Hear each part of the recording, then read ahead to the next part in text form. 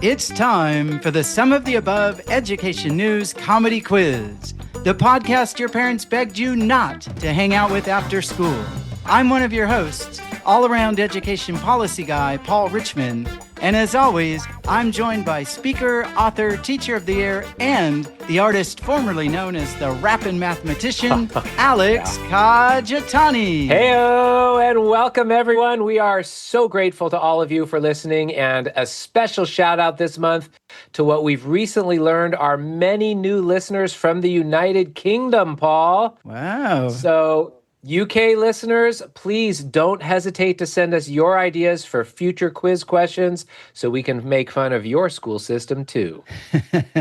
That's right, because this is the show where we ask special guest contestants from the world of education important and not so important questions about the latest education news with the goal of helping you laugh some while you learn some. And we're also the only education news comedy quiz podcast with our own in-show band. Give it up for Tommy Dunbar and the Unexcused Absences. Hey, Tommy. Woo.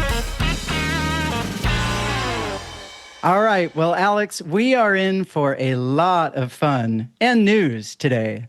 So let's get right to our special guest contestants. First, he has taught 6th grade at Meadowlark Elementary School in Salt Lake City for the past decade plus. He's also a sought-after speaker, author of the new digital project Playbook, a guide to empower students as creators, and among many well-earned recognitions, he was honored as a Utah State Teacher of the Year. It's John Arthur. Hey. Welcome, John. Hey, welcome, John. Thank you. And next, she's a school counselor who also has become a speaker, writer, trainer, and curriculum developer. And she's the chief visionary officer of All It Takes, a nonprofit she founded to equip youth and those who serve them with essential emotional intelligence skills. And her new book, just out in July, is all about social emotional learning and building resilience and connection in schools. It's Lori Woodley-Langendorff. Yeah. Hey, Lori. Thank you for having me. I'm so excited to be here. Well, we are so thrilled and honored to have you both joining us for this month's quiz. That's right. Let's go. Yeah. Oh, my and, goodness. I just want to note, I'm pretty sure I'm the only one of the four of us here who went to graduate school specifically to become a writer. And yet I'm the only one here who has not published a book. So could each of you talk to your editors for me? Gladly. The journey is rarely as we plan. That's true. I don't know, Paul. The last time I tried to pitch a book on education policy, I think the editor hung up on me. Oh, man. Well, John and Lori, I'm honestly not sure if you're agreeing to be on the podcast will help the sales of your new books or hurt them. My money's on help. You guys are beloved. I can tell already. Oh, thank you. Exactly. All right. Well, John and Lori, it's time for our first game. This is one we call Surfing the Headlines.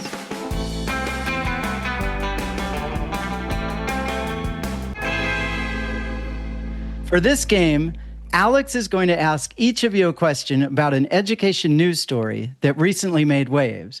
Each correct answer is worth 1 point, although we're also happy to give out additional points, just like candy at Halloween. So go ahead, reach into that pumpkin-shaped bowl and grab as many points as you can. Also, very importantly, at the end of the show, the contestant with the fewest points has to come back and join us again in the future. So if you want to be done with us for good, you have to earn the most points. Otherwise, we invite you back. Got it? I'm shooting for the basement. Let's go. Let's go. Yeah. All right, Lori, this first Surfing the Headlines question is for you. The U.S. Department of Education announced that starting this year, it will stop awarding any more what to schools? Mental health grants. Mental health funding. Probably the case, but not where we're going with this one. I'll give you a clue. It's something blue. And it's a ribbon. Oh, the blue ribbon schools. The Distinguished Yes, School you Award. got it. The Distinguished School Award. You got it. The department will not be awarding any more blue ribbons to exemplary schools as part of the National Blue Ribbon Schools program because, well, who likes to be nationally recognized for their good work anyway?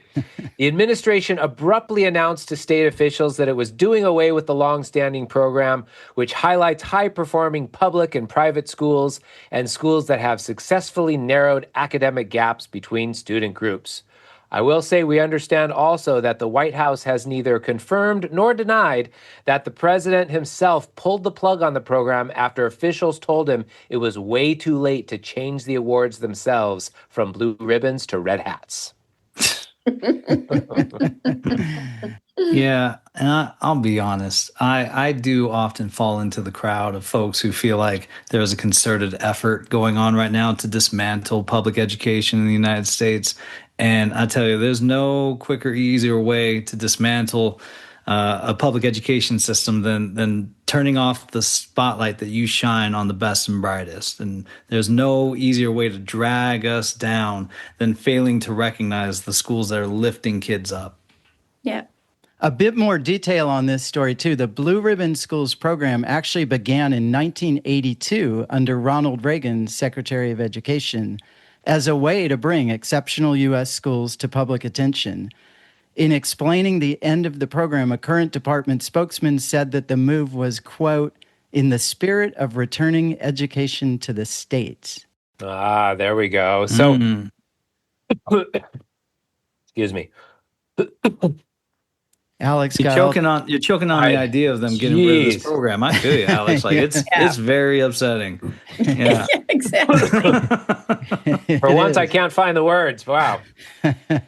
I do have one pressing question about all of this news, which is what is going to happen to all of the leftover blue ribbons? You're gonna see like a bunch of Toyota Corollas with blue ribbons sticking out the back seat windows, going out of the Department of Education. Because I mean, frankly, I'm guessing that this got canceled because all the people who were in charge of administering it got fired.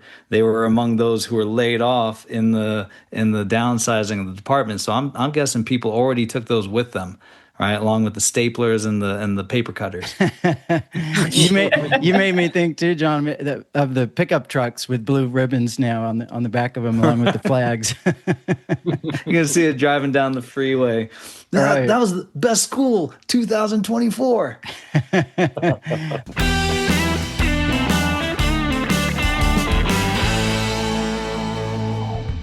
Yeah, that's Tommy Dunbar and the Unexcused Absences. And I believe those were the Blue Ribbon School Blues.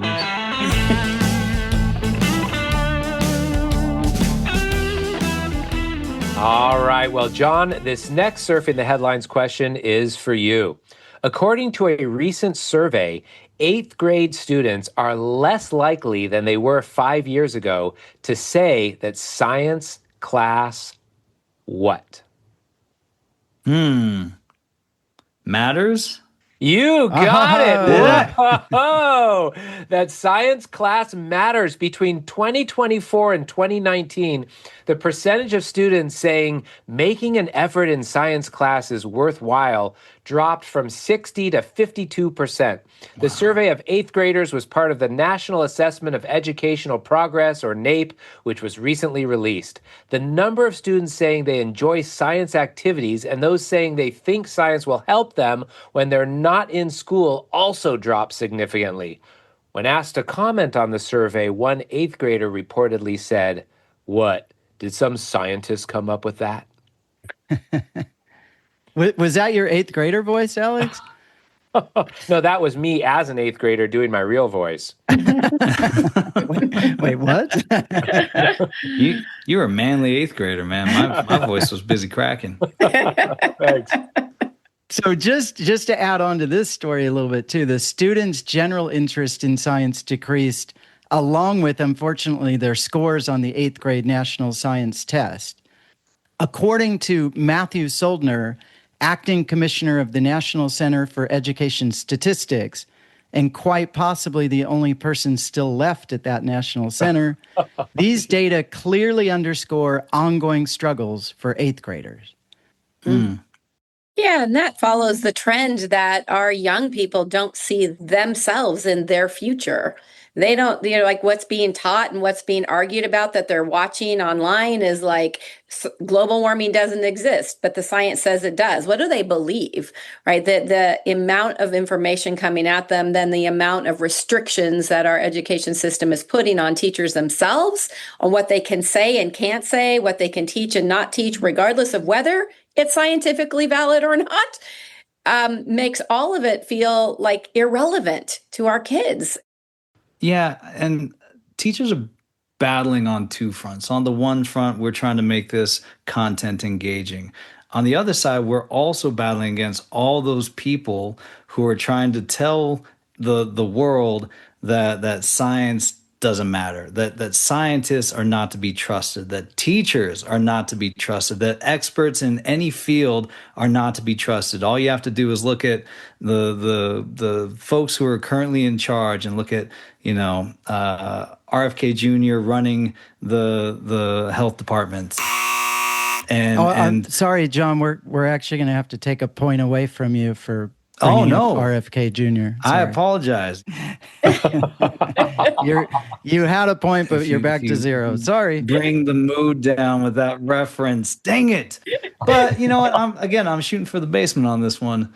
But it's there is so much cynicism when it comes to the people that are just working hard to improve our communities and improve our society and make sure that we have sound science, sound education practices in place.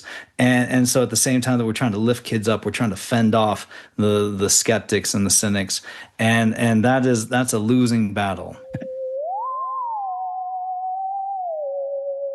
All right, Lori, this next one is for you. A recently passed bill in Illinois will make it the first state in the nation to require school districts to provide free what for all students? Free lunches?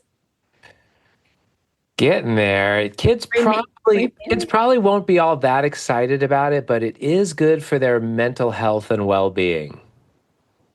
Free therapy, access to mental health? You got it. Universal mental health screening. Oh, health screenings. Excellent. Yes, indeed. With the passage and signing of SB 1560, schools in Illinois will receive access to free tools and technology to provide annual screenings for all of their students starting in the 2027-28 school year. The new law aims to identify and help address mental health issues early on that may disrupt a student's ability to learn. It comes, of course, at a time when districts nationwide are looking for innovative ways to address the youth mental health crisis that worsened during the COVID-19 pandemic. I gotta say, best of all, this new bill could help begin to offset all of the years of free bullying that some students have already been receiving.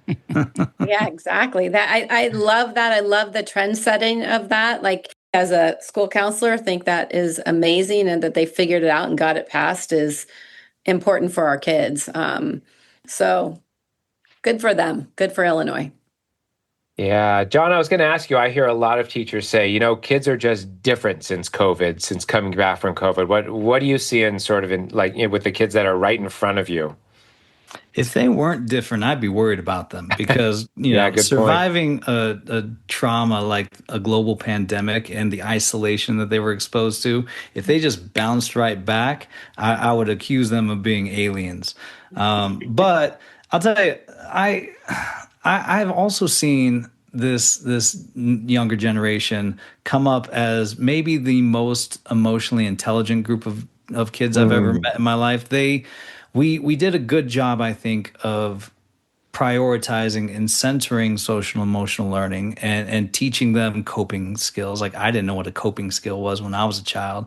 I didn't know what box breathing was or how to be mindful in every moment in the classroom. And these kids do, and they have a way of talking about bullying, for example, which you mentioned was free. It's still free. Like you can still do it, but there is a social cost to it now. Like kids will charge each other. Like they'll say, "Why are you doing that? What are you doing?" Like they've been taught to recognize that this is unacceptable, and they'll stand up for themselves. And ultimately, we will get them to the place where they need to be when we don't just have universal mental health screeners, but we have enough trained professionals providing the services that they need. Once you screen them, you got to have something there waiting for them to help them address what it is that's coming. So I hope that Illinois and all the other states get on top of that too. If the universal screening works the way it's intended to, they'll be able to see where a student is for real and meet them there, so that we're not always in, a reaction to a crisis. We're in proactive, prevention and skill building. And that's what I hope that the goal will be for the universal screening. Yeah, this seems very cool to me. And I remember back when I was in school, I think the only true free thing we got were covers to put over our textbooks, to protect them. Those aren't free. You had to buy groceries first. Yeah, right. We had to take the brown paper shopping bag and cut it. Yeah, that's how I covered my books. Well, I guess my school, they gave them out for free there. That was a nice school. Wow, it must have been one of those blue ribbon places. That's right. I heard about in the distant past. Well, hey, John, this last surfing question is for you. 6th grade students at an elementary school in Sacramento, California, staged a walkout to show support for their teacher after that teacher was reassigned by the district for doing what? Oh, man. I need a clue, man. There's too many options. There are a lot of options 6th grade right teachers now, are dynamic, for sure. And you might think this has something to do with the First Amendment or controversial social media posts, but actually it has to do with carpeting in a classroom. Carpeting, huh? I guess, installing their own carpet in the classroom. Very, very close. The teacher and her students tried removing a strip of carpet in her classroom. According to local news station KCRA, last year, Janine Rupert's 6th grade classroom at Phoebehurst Elementary had an issue with a flea-infested carpet. Apparently, both Rupert and parents made repeated requests for the district to remove the carpet, but when nothing changed, she and her students took things into their own hands and pulled the rug. That is, of course, when things got really itchy. It turns out there were asbestos tiles under the carpet, just like in many old school buildings, and those tiles could have posed a health risk, although ultimately the district's investigation determined the students were not exposed to asbestos when the carpet got pulled out. Nevertheless, Miss Rupert was not rewarded for her maverick ways. She was reassigned away from the school. Students and parents have since been rallying for her return. I guess the moral of this whole story, when something really needs to get done at your school, do not do it yourself. Oh my gosh. So, John, be honest. Have you ever been tempted to take something into your own hands when it comes to school maintenance? I'll be honest. I do it all the time, but I don't tell anyone about it.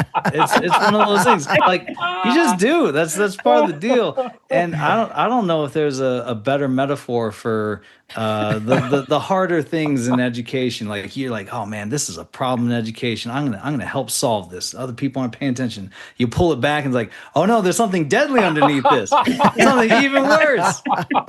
Now I've got fleas and asbestos. Like this is why like Paul going into the education policy space is dangerous work, man. You pull back the wrong itchy thing, you might not come out alive. Curtain. Yeah, oh no. You don't want to see what's under there. Yeah. That's great. This school is actually right down the street from where I live. And for a while, the kids had actually nicknamed the school Phoebehurst Elementary. But what are we doing to our kids? Like when a school district goes after, no grace, no forgiveness, no like ownership of it. Wow, that was a decision that didn't go as well as we thought. but they moved her. Like, how is that even a message that's good for kids and modeling? Like, that just wild. Yeah. So I do. It's funny you bring that up because I do have a take on this because we see these situations in the news where it seems like the school district's being unreasonable or overreacting, but I mean at the same time, people sue schools for all sorts of things, so they have to become so careful and risk averse. And I mean, if a child had been exposed to asbestos, then maybe some of those same parents are suing the district instead of asking for the teacher back. Yeah, I don't know. I get this teacher. I know what's going on in this story. Like the district's taking a hit for this one because that teacher had fleas in a patch of carpet in the room and then found out there was asbestos. That teacher's like, get me out of here. Well, and Paul, way to stamp your education policy guy all over this one, taking the side of district risk management department instead of us teachers. All right. Well, after our first round, the score stands at Lori 1 plus 1 blue ribbon and John 1 plus 1 blue ribbon. So now it's time for our next game. Education data points of the month. Yes, this is the game we call Education Data Points of the Month, or EDP OTM for short, since we do love our acronyms in education. Yes, so we for do. this game, I'm going to give each of you a number and 3 choices, and you have to guess what that number or data point actually represents. So, John, the first data point is for you, and it is 1,365. Is this A, the number of leftover blue ribbons that the U.S. Department of Education will need to destroy now that the National Blue Ribbon Program has been canceled? Is it B, the number of e-cigarette and vaping devices confiscated at public schools in the state of West Virginia last year? Or is it C, the number of deaf, blind children and youth in multiple states who have been impacted by the cancellation of a previously approved federal grant? Oh my gosh. I feel like the correct answer is C, although I feel like the like option D, it's all 3 of them. So you going with C? I'm going with C. Going with C, and you are correct. All right. According to K through 12 Dive, families and educators of children and youth who are both blind and deaf are scrambling to reclaim abruptly canceled federal funding that they say is a lifeline for their students' educational progress. A notice of non-continuation from the U.S. Department of Education recently went to 4 deafblind projects in Washington, Oregon, Wisconsin, and a consortium of 5 New England states. When asked about its sudden and seemingly capricious action to cancel the funding, department officials were rumored to have said, shoot, we were hoping that those impacted by the cuts wouldn't actually see or hear about them. I saw that coming, and I just like, it hurt my soul immediately. I was like, no. Were you saying don't go there, Paul? I was like, okay, Paul. This feels like Go for it. Yeah, it feels so harsh to hear it, but it also feels like that's kind of the attitude. Oh, absolutely. That's the crushing part, right? Yeah. It's just actually what it feels like is happening. Yeah. Yeah. And I mean, I feel like we've said this during each month's quiz, but these grants and programs are just a few of the many that the administration has discontinued or canceled. More than 200 separate grants across 16 programs at last count, according to Education Week. Like this one is a direct attack at the promise of public education. That belief that we owe it to each other and to all of our children to welcome and service all children in our schools. But we can't do that without the appropriate resources. And this is them saying these kids just don't matter as much. That's what this message is. Yeah. And they're hoping no one's paying attention as they send this message out into the world. but I'm at least grateful that folks are raising this. I hadn't heard it, but I'm not surprised in the least. Yeah, and of course, by the time people are listening to this episode, it's quite possible there will be a government shutdown. So much more to come on the status of all the federal education funding and federal education and federal government in general. Yes, and Paul, our show is not shut down, at least not yet. So let's keep things moving.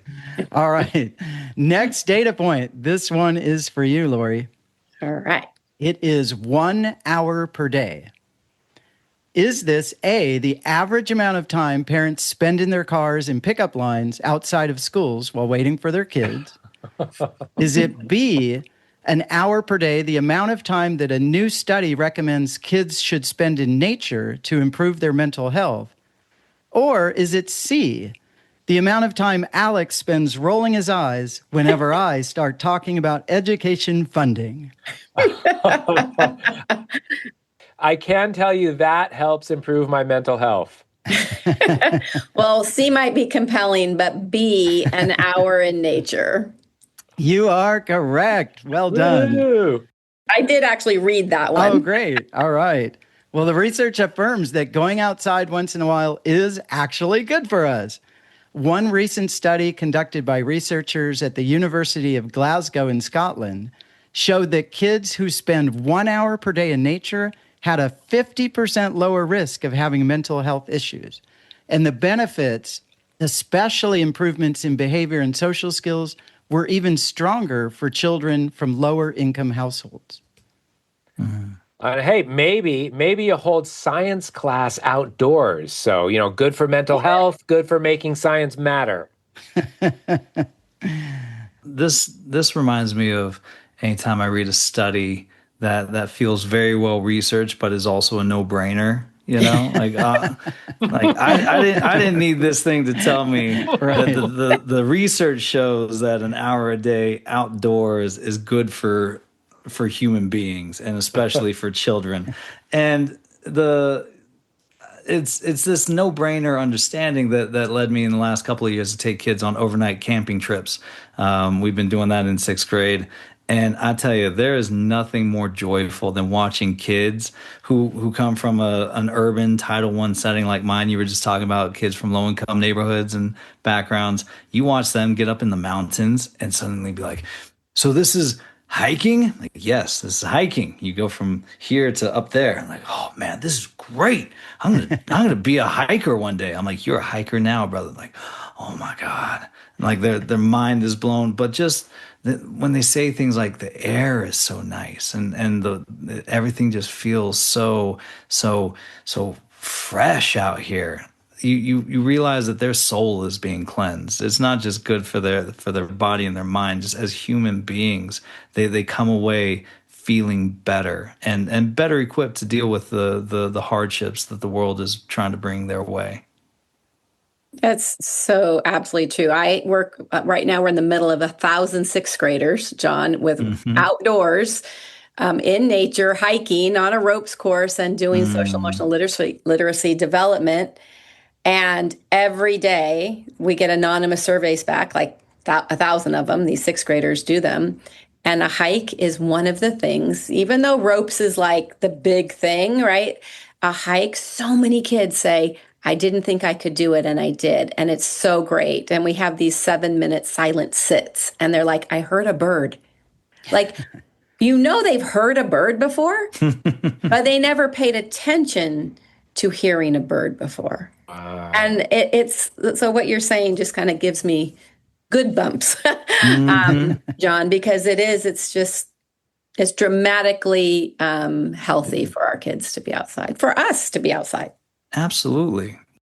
Man, you both inspire me so much. I'm taking off the headphones. I'll see you guys in an hour. Go outside, man.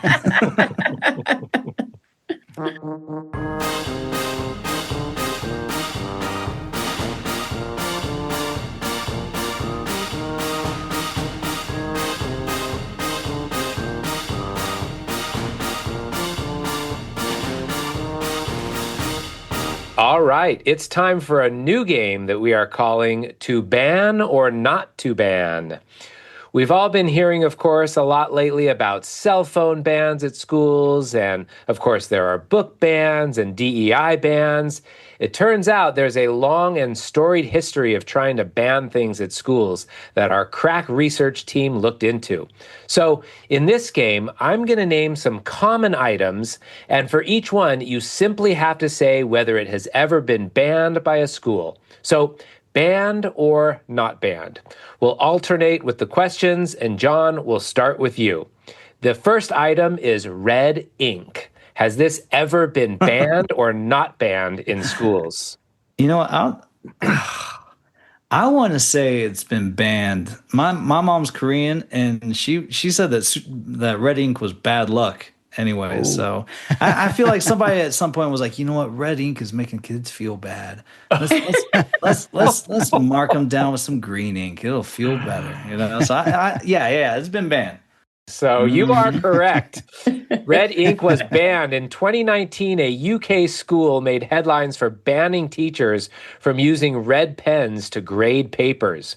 Why? Administrators argued that the color red could damage students' self-esteem by appearing aggressive or confrontational. Instead, educators were instructed to use green or purple pens to create a calmer environment. All right. Sounds about right. There you go. All right, Lori, this next one's for you. Okay. Flaming hot Cheetos, banned or not banned in schools? Banned.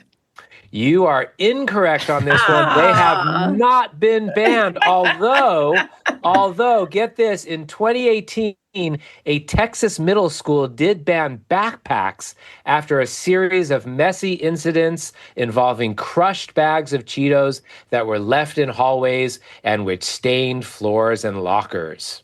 Oh, so not the Cheetos, just the backpacks that carried them. Exactly. Okay. This is just like the story of the teacher with the asbestos. It's like really? Yeah. The teacher's the problem? No. Right, exactly. Yeah. Deadly substance. How? Exactly. I'm not going to. My rationale of leaving a mess was why I was said yes. So. And I'm not going to defend the risk management department on this one because, as John said, flaming hot Cheetos could be a deadly substance. So. Oh, yeah. Well, you know what they say, when faced with asbestos and hot Cheetos, know which ones you're licking off your fingers. I've heard that said often. All right, John, here we go. Urinals, banned or not banned? Man, they should be banned. Like, especially in an elementary school, it's like recess in there sometimes, especially with like little kids. I'm sorry, Lori. I don't. That's okay. Like, this may be pulling back the curtain on something, but it's like I work with humans. It's like little boys. I remember doing like distance contests. Like, how far back can you be? Like, it should be gone. Well, yes, they were banned. This ban on the use of school urinals on school property is very recent and was part of a larger set of new rules that the Milford School Board in New Hampshire created in response to lengthy debates about bathroom use and gender identity. Board members claimed the new rules represented a compromise, but students staged a mass walkout during school hours to protest them. Yeah, I understand, too, the National Association of Restrooms weighed in on this, saying that urinals should not be made into scapegoats for society's inability to deal with complex issues. I just want to know what the signs look like at that protest, like when they were like holding them up like this, and like, you know. Oh my gosh, I bet we could find that. I think I saw a sign that said, "I will not stand for this." All right, Lori, here we go. The word meep, banned or not banned? Meep? Meep. I have no idea what that means, so banned. You are correct. Back in 2009, a Danvers, Massachusetts high school principal told students that they would be suspended for saying meep, a favorite utterance of lab assistant Beaker from The Muppet Show. According to a Salem, Massachusetts news article at the time, the principal said students were using the word to disrupt school and also planning a massive disruption on Facebook. I'm a tremendous fan of Beaker, and I truly feel like this violated his First Amendment rights. I love that they couldn't find another way to, like, they banned that word. And it's like, oh, I guess our disruption is canceled, guys.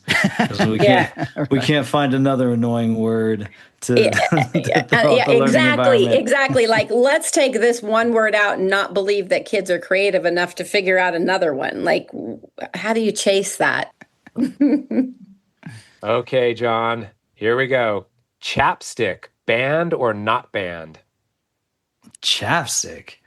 I don't know. I feel like everything should be banned at some point, but this is I'm gonna say not banned. Oh, it was banned. Was it? It was.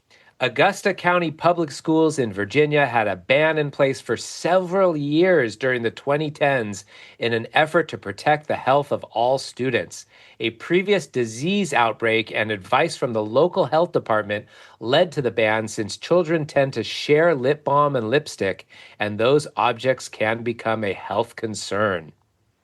All these kids running around with cracked lips in the wintertime. I just need some, just like going around the corner. Hey man, I got some lip balm. You want some lip balm? I got you. Let's teach them not to critically think. Let's just take all thinking away from them. Yeah, seriously. Right. Well, and this is true too. At one point, the district clarified that, quote, as with other medications, kids can get their doctors to permit nurses to apply chapstick in the office, or parents can come in to administer it themselves. Oh, wow. So, Paul, were you the type of kid whose mom would have come on a campus to apply chapstick? Probably.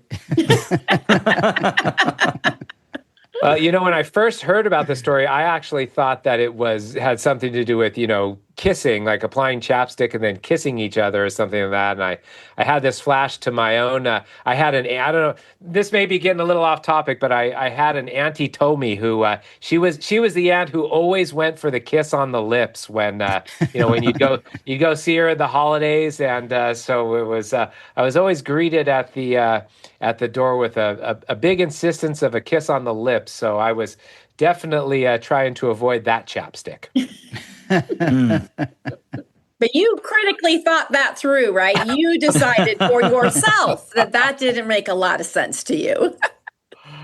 Shout out to Auntie Tommy, too. Yeah. Auntie Tommy. Everybody's like always talking about creepy uncle, but Auntie Tommy, like much more serious issue. Okay, moving on. Last one, Lori. All right. Sorry, I'm having flashes of Auntie Tommy all of a sudden. You see her coming at you, don't you? Yeah, exactly, right? She's living. She's sitting right there on your shoulder. Okay, Lori. Mickey Mouse ears, banned or not banned? Probably some school banned them. Ooh, this is officially our toughest game ever, Paul, because Mickey Mouse ears, not banned. Geez. At least not that our research team could discover. So long live the mouse. Okay. That surprises me. We had a whole issue in Utah a couple years ago around furries in school, and like this accusation that teachers had litter boxes in their classroom and kids were coming in full furry, costumed up, and it turned out it was just like a handful of girls with like those little headbands with the cat ears on them. And I have to imagine like those got banned, and Mickey Mouse was like, oh boy, no more cats, like just, and then those got banned too. He's like, oh no. Paul, was that officially the best Mickey Mouse impression that's ever been done on our podcast? I absolutely. At least yet another award to your long resume, John. Nice elementary work. School teachers. We've got all the gifts. All the tools. All the tools. I just think that somewhere in this country, somebody's banned everything. Because, it's some reason somebody gets something, some bee in their bonnet, and we just shouldn't have it for anybody because they can't like it for their own kid. Right. Yeah, I've spent so much time fighting like book bans. I didn't realize I was so pro ban on so many other things. Like I'm every one of those, I'm like, yeah, get that out of here. Ban that too. Ban it. I gotta like do some soul searching. I'm like, I'm ready to like go the other way. You give me a little bit of power, I'm gonna get crazy. We're glad this show could change your whole paradigm, John. Oh yeah.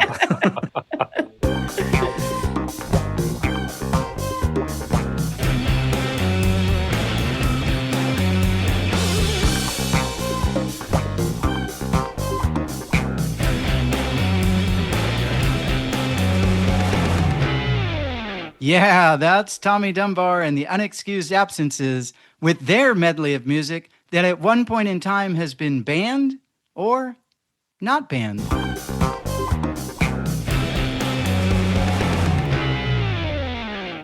Welcome back to the Some of the Above Education News Quiz with our special guest contestants, John Arthur and Lori Woodley. And Paul, what's our score so far? All right. Well, the score now stands at John 4 plus his blue ribbon and Lori 3 plus her blue ribbon. And in just a bit, both of you will have a chance to earn more points in our world-famous True, False, or What game. But first, this is one of our favorite parts of the show where we get to learn a bit more about both of you. So, John, these feel like chaotic and uncharted times for so many of us. And in your role, you have a unique window into young students. So we'd love for you to share some about what you see going on in the lives of sixth graders these days. Yeah, I appreciate this question because I do feel like this group of sixth graders is unlike any other group of sixth graders I've ever had. Not just my class, but this generation. And I'll tell you, there's a lot of good things happening. You know, they are survivors. They made it through one of the worst chapters in global history. But they also are in this interesting position where they know more about certain things, like, for example, all the information that's available on the internet, and yet they know nothing about so many of the hallmarks of childhood, like Foursquare and kickball. And I feel like I've landed in this strange alternate universe, and I'm teaching these children things that in my universe are just taken for granted. But I get to watch kids discover the fun of tagging out another kid for the first time in a lot of their lives, or like catching that ball, like that kickball that gets kicked all the way up toward the heavens, and then it comes falling down, and somehow they're able to catch it and it doesn't bounce off their chest, and every other kid goes, "Oh my gosh, that's amazing!" And this kid feels that dopamine rush that can't be matched by anything else. And I'm like, welcome to childhood, my friends. You've made it. This is that moment. And so I get to spend more of my time in the classroom doing those types of activities than I've ever done before, and it's amazing. And I share your deep passion for kickball as well, John. Kickball's life, man. I don't know how. Remember slow baby bounces for the pitch? Slow baby bounces. You know, my kids are all about. I taught them the term English, like you would put on on a pool ball or whatever. You know, that extra spin. So my kids are all about the English. They're like, put on the English, and they spin it to the right and try and get it like to automatically go foul. They like I'm taking them deep with kickball strategy. Deep into the kickball world. Oh yeah. So Lori, you work with many young students as well. So what are you seeing? What are some of the biggest challenges for you and your organization, All It Takes? Well, I think our biggest challenge that we address is for adults, it's modeling what they want for their kids. There's this real concern about their kids and technology, like there's a panic almost, like, and the connection to the diminishing mental health. But then getting people to do something different than what's comfortable is really the biggest thing that we're facing with the adults we serve. And then the kids have never, so many of them haven't had the opportunity to truly be in connection with other people, not just hear that connection's important. So for us, getting the education system or the people that we're serving to really see that the answers have to be us practicing them ourselves so that we can invite kids in and so that they'll trust us. That's the work we're doing. And everybody seems to be worried. And to John's point earlier, these kids do have so much access to their feelings. They can name things that no one even asked me when I was a kid. They know how they're feeling. They know that they have like a depressive moment or they're feeling anxiety. They can say those words. And they can even have a tick list of what to do about it. But it's momentary. It's not the bigger piece of resilience of, oh, I'm feeling this. I could do a few breaths or I could get outside, and then I can actually reduce the amount of times this happens moving forward. So it's a resilience build that is also just a really big struggle. That's what I think is the biggest struggle that educators, parents, and the kids are facing. That's super insightful. Thank you. Thank you both. And as we did mention earlier briefly, but both of you are also authors with new recent books. And John, your new book is called Digital Projects Playbooks, a step-by-step guide to empowering students. So Alex and I selfishly have to ask, are you training students to do podcasts that will be a threat to our ratings? I hope so. Like these kids are my retirement plan. I need them to take over the game for sure. I more than anything, I appreciate this question because, these kids are growing up in a time where they have all these digital tools. And I think that it's really important that in schools, we teach them how to use them responsibly and use them to find their voices so that they become the leaders we need them to be, the champions that we need them to be for themselves, their families, their communities. And what I'm hoping is that by connecting to media forms that they already are drawn to, by teaching them not to just be content consumers but content creators, that this will encourage them to think as problem solvers, as change agents within their own lives, and if that also leads to them earning a living, knocking you guys out of the top spot that you're in, that sounds great to me. Let's go. I told them you don't need to say thank you to me for all the hard work that I do for you, but you do have to give me 10% of your gross earnings over time. Like that's how you pay me back. All right, bring it on, young people. For sure. And Lori, your new book is called Social Emotional Learning Muscle Mastery, 6 Tools for Building Resilience and Connection in Schools and Communities. And can you give us maybe one example of one way to build our muscles? Because my mind went to picturing a gym with all this different SEL equipment, to be working out on. Well, a little bit like it's a heart-brain connection, right? Like flexing our heart-brain muscles and knowing that if we don't flex them, they don't get stronger.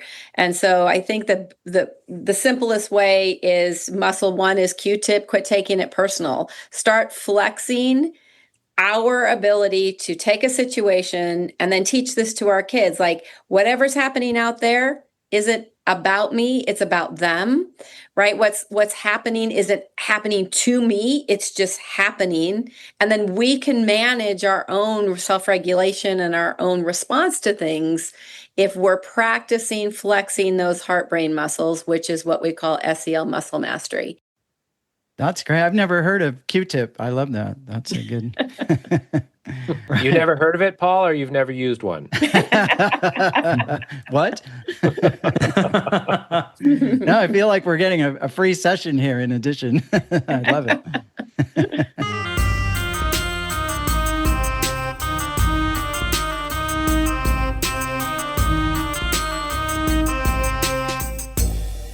All right. Well, John and Lori, we have a few more questions from the headlines for you. John, a new Cornell Physics Department research study has offered at long last compelling evidence that classroom furniture does what? Puts you to sleep. Close. Makes you uncomfortable. I'll give you a clue. Creep, creep, creep. Creep. And no, I'm not calling you a creep. I was gonna say, is it like meep? No. Golly, I need another clue, Alex. This one's tough. Well, if you just repeat after me, creep, creep, creep, creep. That's right. It moves. You got it. It slowly moves forward. It slowly moves forward throughout the school day towards the front of the room. It actually creeps. This monumental study investigated factors related to what it called the mysterious phenomenon of forward progressing student tables. The research reveals that desks on carpeted floors are particularly prone to movement, especially in science classrooms with taller and younger students. Again, of course it moves. Kids lean into it all day. Like they put their elbows down and they do this. It travels that way. Oh, give me a degree. I'm ready. I'm ready to publish a paper right now. Someone chose that as their study. That's probably. According to the study's synopsis, while the results may seem trivial, they provide critical insights into the mechanics of classroom furniture behavior and its implications for educational practices.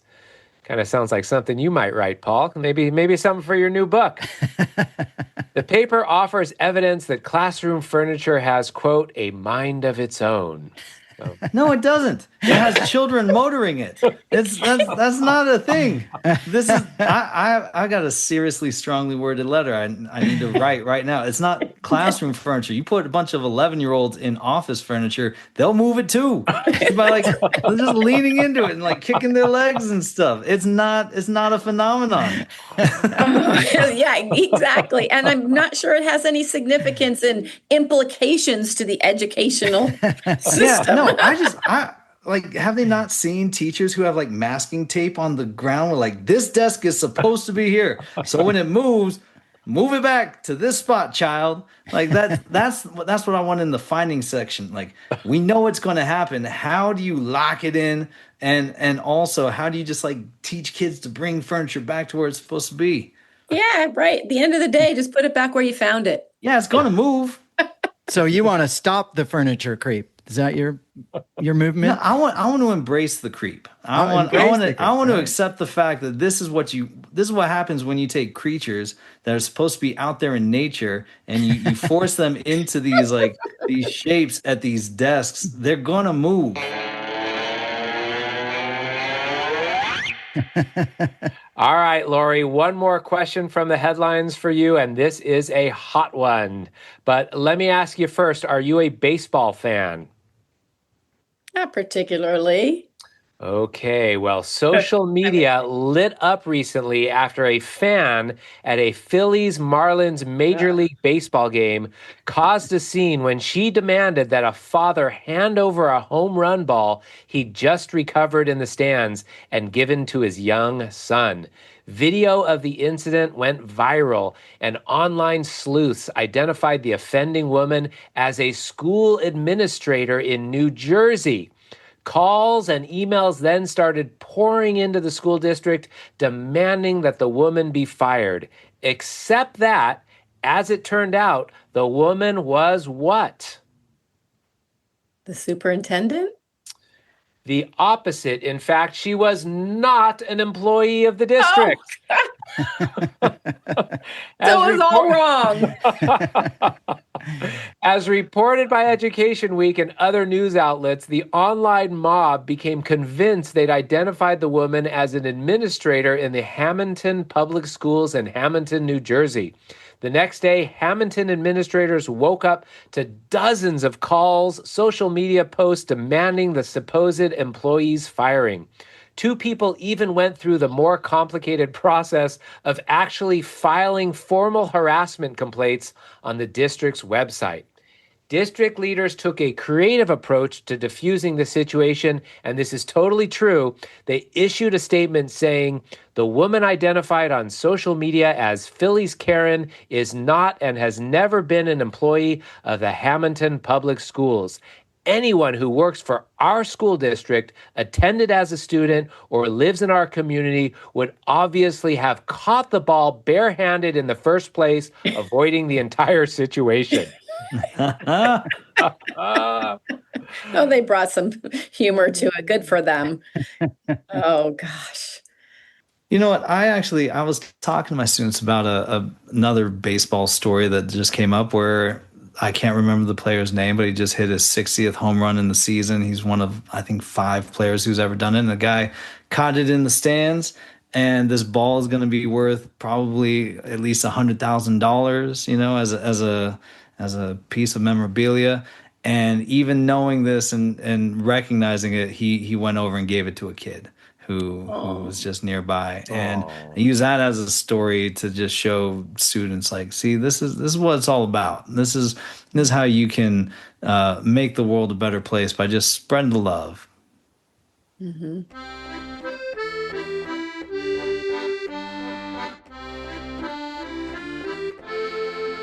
All right. Well, it's time for our last game, the one we call True, False, or What? This is the rapid response round. And for this game, Alex is going to ask each of you a series of 3 questions in a row. For each one, you have to tell us whether it's a true story, whether we just made it up, or you can simply shake your head and say, what? Which is always an acceptable answer on this show. So in this final game, each question will be worth 1 point, but if you get all 3 correct, you'll also receive a bonus point. And before we start, I'll remind our listeners of the latest score. It's John 5 and Lori 3. Lori, we will start with you. Here we go. True, false, or what? Florida's Surgeon General recently announced plans to end all state vaccine mandates, including those required for children to attend schools. True. We wish we could say it isn't true, but it is. As part of their apparent plan to make kindergarten lethal again, according to the Washington Post, if lawmakers agree, Florida would become the first state to completely withdraw from a practice credited with boosting vaccination rates and controlling the spread of infectious disease. In a related story, Governor Ron DeSantis unveiled a new travel slogan for the state: come for the sunshine, stay for the measles. All right. True, false, or what? The word definitely is one of the most commonly misspelled words by students. Lori? True. Definitely Yes. true. Recent research from 2024-25, including nationwide Google search data and school district spelling assessments, shows that definitely is the most commonly misspelled word by students in the U.S. Oh. All right, Lori, last question. True, false, or what? A school district superintendent in rural Pennsylvania wagered $10,000 of district money at an Atlantic City roulette table in an effort to win enough to purchase new violins for her school's orchestra. What? Give her the point, Paul, because this is false. Actually, Dr. Laura Jacob, a superintendent in Cole Center, Pennsylvania, has built more than 200 plastic violins for her students over the past 5 years by using 3D printers. Maybe she learned it from your book, John. Jacob took it upon herself to make sure there'd be enough violins to go around so any of her students who wanted to could learn the instrument. Typically, violins can cost hundreds of dollars in rental fees during the average school year, but she produced the instruments at a fraction of the cost and right from her office. The superintendent also now teaches a weekly 3D violin club. She said the idea of 3D printing came to her after she watched a YouTube video of the Ottawa Symphony Orchestra playing plastic instruments. And who said nothing good ever came out of watching YouTube videos?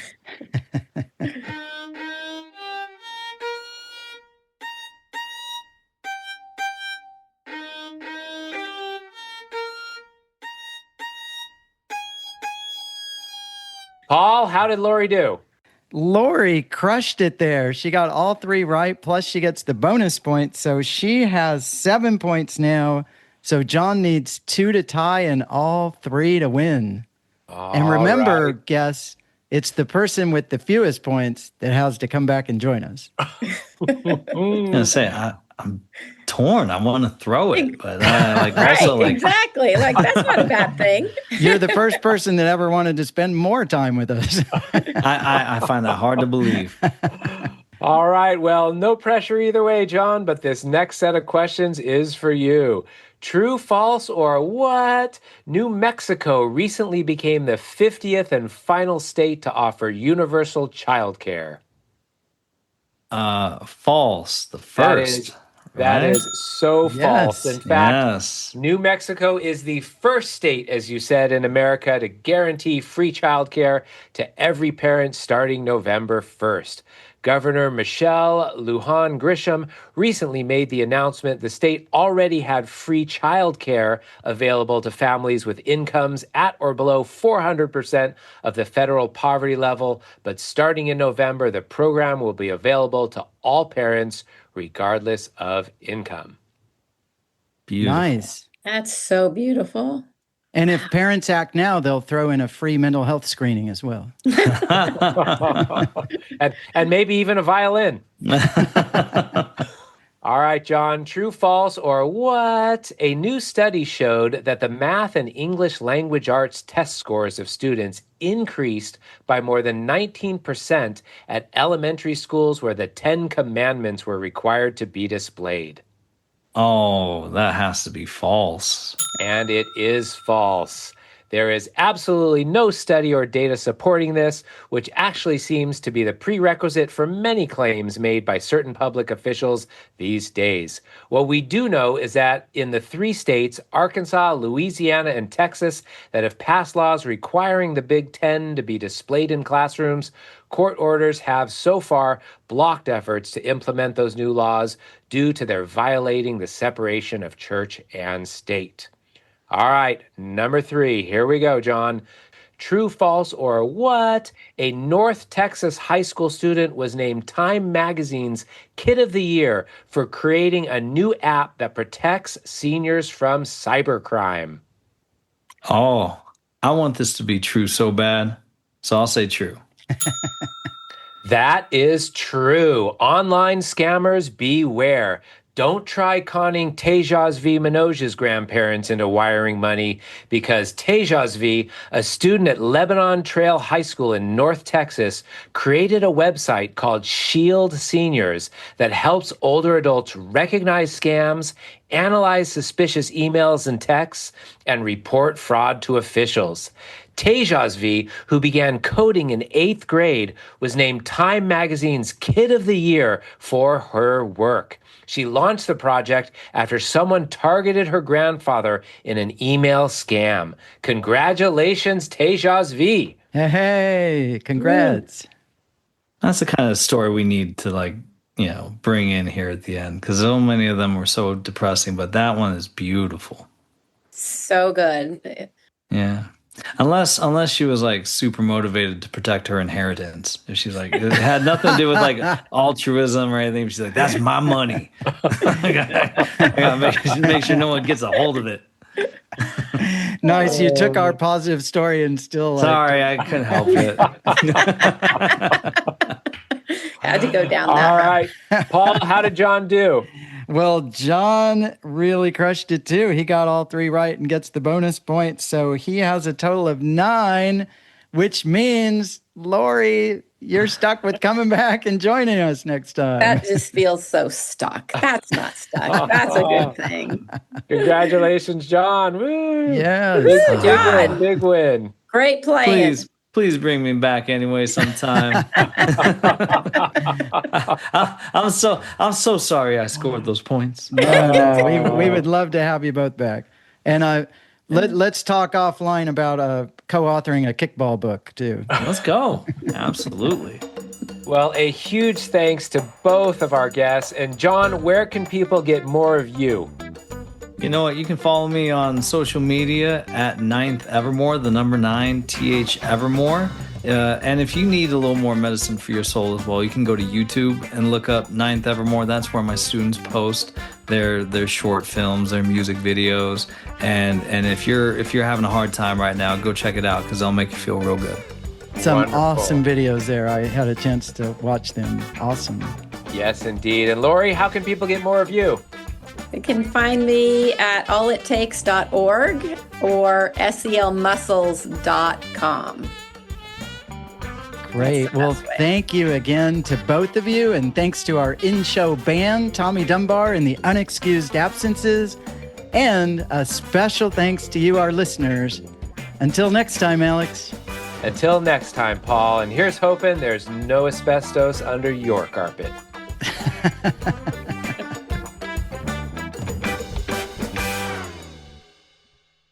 Creep, creep, creep, Creep.